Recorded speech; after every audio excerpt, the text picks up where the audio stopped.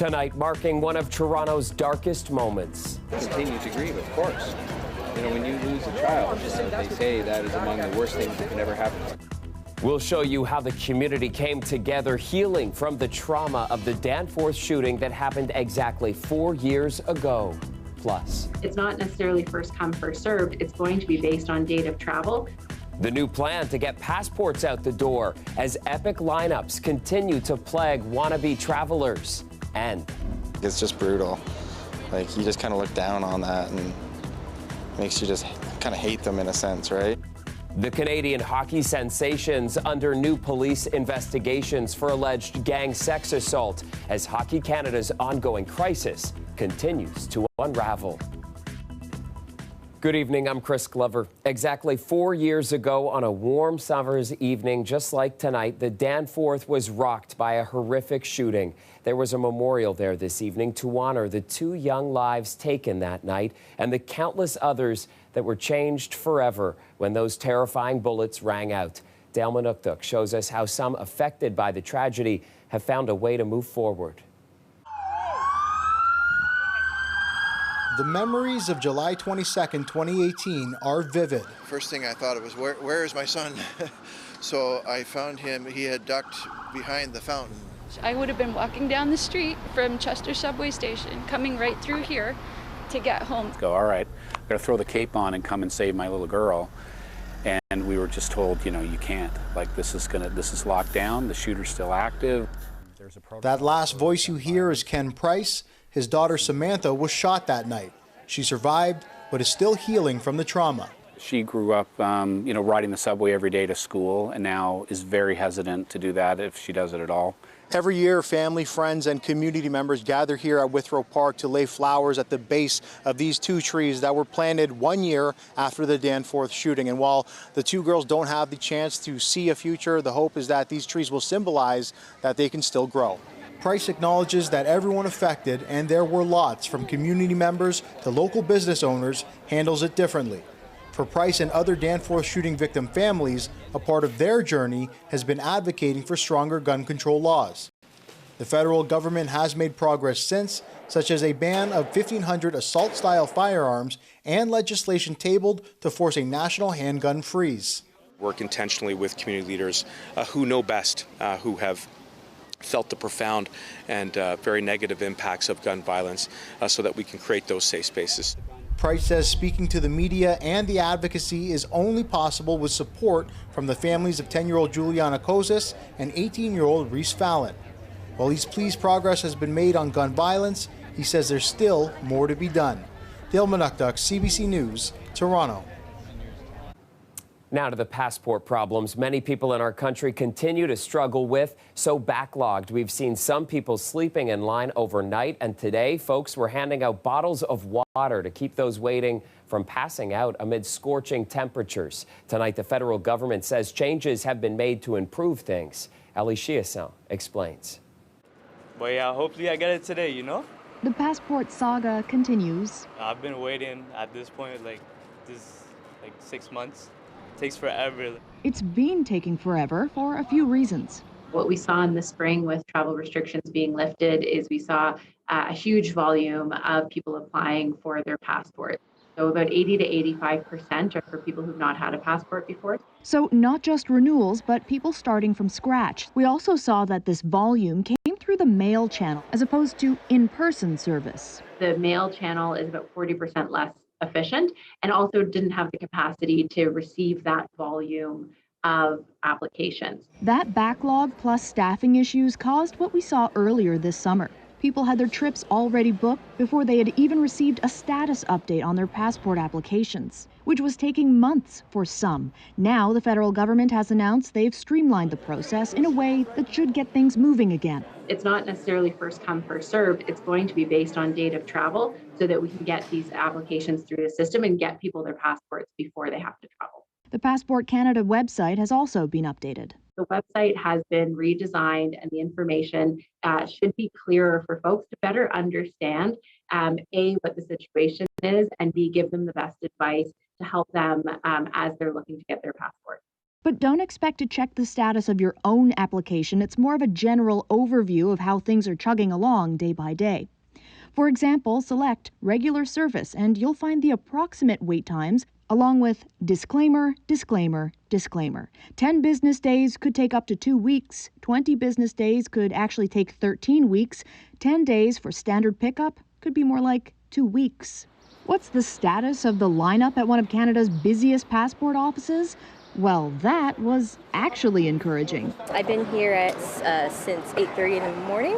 When I first got here, the lineup was already down and around the block. But overall, it's moving pretty well. Staff has been really nice. They've been handing out water bottles and masks. Ali Chiasson, CBC News, Toronto. Next to new disturbing details swirling around Hockey Canada. The list of sexual assault allegations is growing tonight. Members of Canada's 2003 World Junior team are also accused of group sexual assault. And now police in Halifax and London say they're opening investigations into 2 teams in 2 different decades. Lindsay Duncombe picks up the story. At Canada's shrine to hockey heroes, disgust. It's just brutal. You just kind of look down on that and makes you just kind of hate them in a sense, right? The latest allegations go back to the 2003 World Juniors in Halifax, what Hockey Canada describes as an alleged group sexual assault. In a statement, Hockey Canada said it learned of the specific allegations Thursday night from TSN reporter Rick Westhead, calling the explicit details deeply disturbing. TSN is reporting the victim was an unresponsive woman and that the incident was videotaped. CBC has not independently verified those details. Hockey Canada informed Halifax police. The force confirms it is investigating. This just days after London police reopened its investigation into an alleged incident in 2018. A woman recently settled a lawsuit after alleging junior team members forced her to have sex with them for hours without consent. Laura Robinson wrote a book about sexual assault in junior hockey decades ago. It's very violent, it's very degrading, it's humiliating, and it's in a group, and almost always it's videotaped. Former NHLer Dan Carcillo was playing junior hockey in the OHL in 2003. He says group sex with consent was common. It's pretty normalized. It was new to me when I got there when I was 17. Carcillo was part of a class action lawsuit alleging abuse while he played junior hockey. People are going to have to endure a lot of information that is going to continue to make them uncomfortable about what happens and what isn't spoken about as it relates to abuse, hazing, rookie initiations, and women. Lindsay Duncombe, CBC News, Vancouver. To Whitby now, where members of the Hells Angels are gathering this weekend. It's after a large procession rolled through Toronto yesterday for a memorial. Meg Roberts has that story. A large police presence at this intersection in Brooklyn is drawing a crowd. Officers have closed the road in anticipation of hundreds of Hells Angels who are in town for an event this weekend. Some residents stopped to get a glimpse of the notorious motorcycle club. This is a convention for them. So they're not going to cause any trouble, I hope. I think this is excessive. It's kind of a nothing burger, to be honest. But police say they have reasons to be cautious. Quantity of dangerous firearms and drugs such as fentanyl, cocaine, and methamphetamine that was seized during this investigation clearly shows the dangers that these criminal networks pose to our communities. Last year, Durham police charged numerous individuals from criminal networks such as the Hells Angels Motorcycle Club Brooklyn Charter. But $1.2 million were seized in drugs and 32 firearms during their investigation. For this weekend's event, police have brought in extra officers.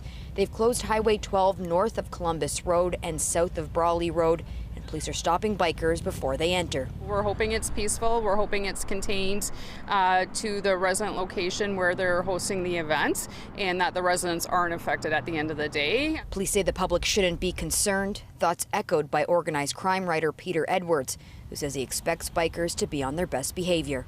It's a public relations thing for the Hells Angels, and they want to look good. They don't want to call bad attention to themselves. The road behind me here closed this morning, and it won't reopen until later Sunday night. That's when the event will be over. Police say if residents have any non-emergency concerns, they can call or email the police. The contact information is on their website. Meg Roberts, CBC News, Brooklyn. Now to the weather, and across the region, a heat warning remains in effect tonight as hot and humid conditions continue. Victoria Fen Alvarado is here now with a first look at your weather forecast. And Victoria, we are not done with this heat just yet.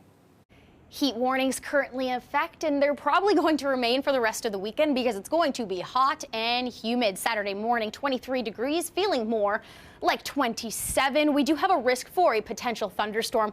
That's on Saturday in some places, but Sunday is going to be the biggest threat. That's why these icons are indicating a thunderstorm in Toronto, Hamilton, Barrie, and Oshawa. That's for your Sunday. We're going to talk more about that in your long-range forecast, but first, temperatures for Saturday. 32 in Toronto, feeling more like a hot 38. Windsor 32, feeling more like 40 there, so you can really feel the humidity. Your hair will also start to feel the humidity too. Sunday, Toronto 30, feeling more like 40. If you're at your cottage, for example, Huntsville 23, feeling more like 29. That's even by the water. Speaking of which, water, it's going to be a soggy weekend ahead. We're going to talk more about this in your long range when I return. All right, we will talk to you then. Thanks, Victoria. The Pope will travel to Canada tomorrow for a 6-day visit meant for reconciliation with Indigenous people. On Monday, Pope Francis will meet with survivors in Musquatchee's First Nation, home of one of the largest residential school sites in Canada. After that, he'll visit Edmonton's Sacred Heart Church of the First Peoples.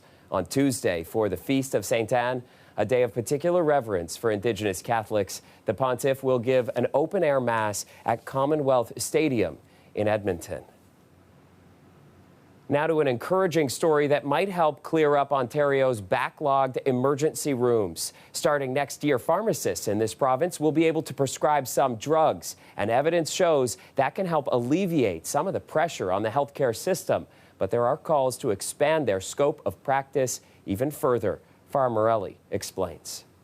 Take care. Kiro Mase's pharmacy is a community hub in Toronto's East End. Between COVID vaccines, testing, and treatment, it's been a busy few years. Pharmacists have already been doing a great deal over this pandemic to prevent things from escalating. As Ontario grapples with record-long ER wait times and backlogs, pharmacists like Mase believe they can help.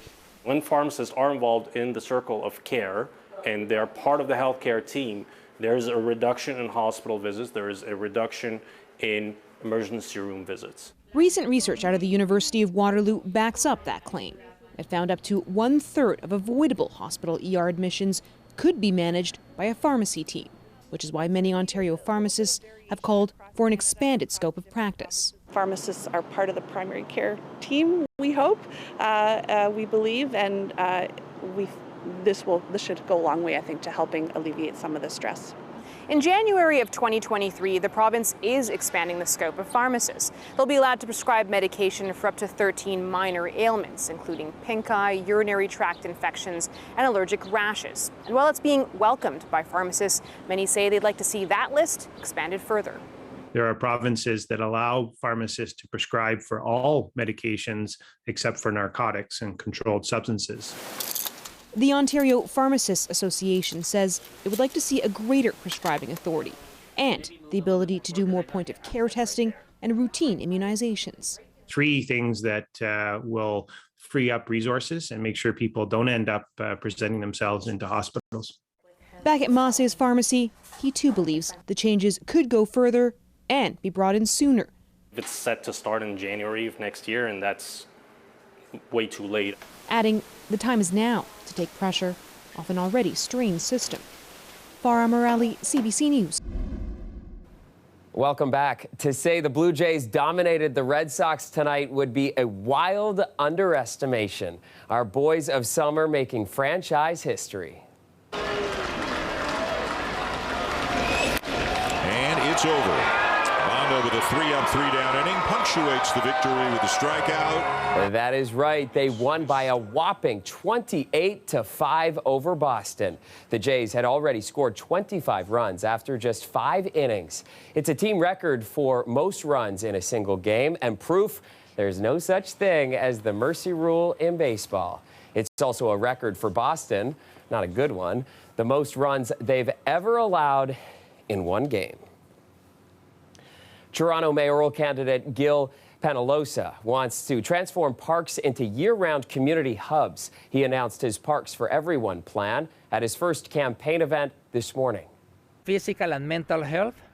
Parks is about economic development, and parks is about the environment and climate change. And we need to raise the awareness of why public parks are important and why we need to have great public parks all over the city. The urbanist says he wants to make sure parks are functional throughout the year. Penalosa says addressing some of the core problems plaguing city parks is top of mind, from washrooms and public water fountains not being open to the public well into June to overflowing garbage. Part of his plan is to also look at making parks more lively and fun for local residents by installing food kiosks and opening up natural rinks in the winter. Winter seems a far way away right now. Once again tonight, a steamy one. Even at this late hour, 26 degrees right now, feeling like 29.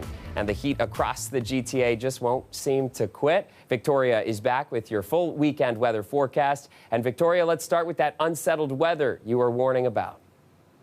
As promised, I'm back to talk more about this thunderstorm energy. All of this is the energy. You can see the reds and yellows widespread across southern Ontario. So we could see some lightning, even potentially hear a rumble of thunder. Saturday, your temperatures once more 32 degrees in Toronto. Windsor and London already indicating the icons for a thunderstorm there. So most of the energy on Saturday is remaining to the far east or far west, southwest to be exact. But if you're in cottage country, you're in the clear there for the most part. 28 degrees in Gravenhurst, 28 in Collingwood. Meanwhile, in the GTA, temperatures are still going to be hot and humid. There's the thunderstorm risk in the east and then the far extreme southwest, like I mentioned. But Sunday, that's when the real energy is going to start to build. You can see this huge span right here. So through cottage country on your Sunday morning, that's when you could see the heavier rainfall. Even some hail is possible in some areas. And then as we head into the afternoon, the risk still expands further east now towards Kingston. Windsor as well could see some rain there. It does clear out by your overnight. That heads towards Quebec. So by Monday rather, you are in the clear, but temperatures still fairly warm, like I mentioned. So all the humidity is going to start to help those storms build in the atmosphere. You see the icons for Sunday indicating a widespread thunderstorm. 30 degrees in Toronto, 27 in Orangeville, 28 in Kitchener. If you're in cottage country, widespread rainfall there as well. So take a look at your local forecast, especially on that Sunday, because there are a couple threats associated with this. Strong wind gusts, small hail, and heavy rainfall. This is the risk map for Sunday, and you can see it expands further southwest. GTA, that is included. Toronto, you are included in that. So stay safe out there and just make sure to keep up to date with your local forecast. Good advice. Tempers are as hot as the temperatures in one North York neighborhood where months of traffic delays continue to annoy local residents. And here's the thing, no apparent construction work is being done despite those lane closures. Ryan Patrick Jones went to find out why. Whether you walk, cycle, or drive around the city, you've likely come across a scene like this one on Wilson Avenue near Keele Street, a construction site where no work is actually happening. This project's been going on for many months. It seems that it's been abandoned. We've got 2 lanes left out of 4 lanes. When was the last time you saw any actual construction activity here? To be quite honest, I'm going to say at least 3 or 4 weeks ago, if that. I think it's probably beginning of the summer. The lane closures cause traffic jams that stretch for blocks in both directions. Mark Tenalia says he wants the city to find out why this and other lane closures are allowed to happen. We're absolutely fed up with this. absolutely fed up. Not only that, then you have safety concerns with folks. You have people waiting for the bus in a construction zone. This is also creating secondary traffic in the side streets where people are speeding through just out of frustration. York Centre Councillor James Pasternak took up those concerns at council this week. He proposed a successful motion calling on staff to tackle the issues of abandoned construction sites and what he says are unjustified lane closures. We need enforcement. We should also have our field ambassadors go out and meet with the subcontractor and tell them that it's unacceptable and that there could be consequences in the future, such as fines or losing contracts. The Ontario Road Builders Association disputes the idea that construction sites have been abandoned, saying lane closures only happen with a permit from the city. And if lanes are closed, it's usually for safety reasons. A lane being closed could be to protect the public from a grade change or the decrease of a shoulder at the side of the road. It could be to protect the public from any holes or any excavations. The City of Toronto says construction here on Wilson Avenue was paused after its contractor encountered issues while upgrading the storm and sewer system beneath the road, so designs needed to be revised. Construction is expected to resume within 2 weeks and will continue for at least 3 months. Ryan Patrick Jones, CBC News, Toronto.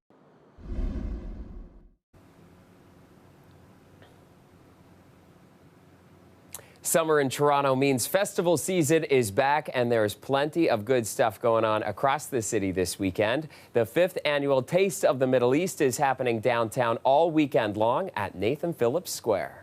The theme is celebrate Arabic music, art, and heritage. And heritage includes culture, includes food, includes music, includes vibes. And we do a lot of fusion because we like to speak to the younger crowd. So fusion is very important to me since day one. It's part of our vision because we want to connect our younger Middle Eastern community that has born, raised here. So it's called Taste of the Middle East, but it's not just about the food. There's also lots of music, dancing, and vendors. And our very own Dahlia Ashry is the MC at that event. Finally tonight in Scarborough, a group of kids have been learning how to construct masquerade and carnival costumes ahead of the Carnival Grand Parade. They learn to enjoy and appreciate what the costume is like, how much work it involves, and to give them a better picture of what life was like for us back home and what we, as I say, bring here. This year, it takes a village to raise a child. And that is our show for you tonight and for the week. I hope you have a great weekend and have a good night.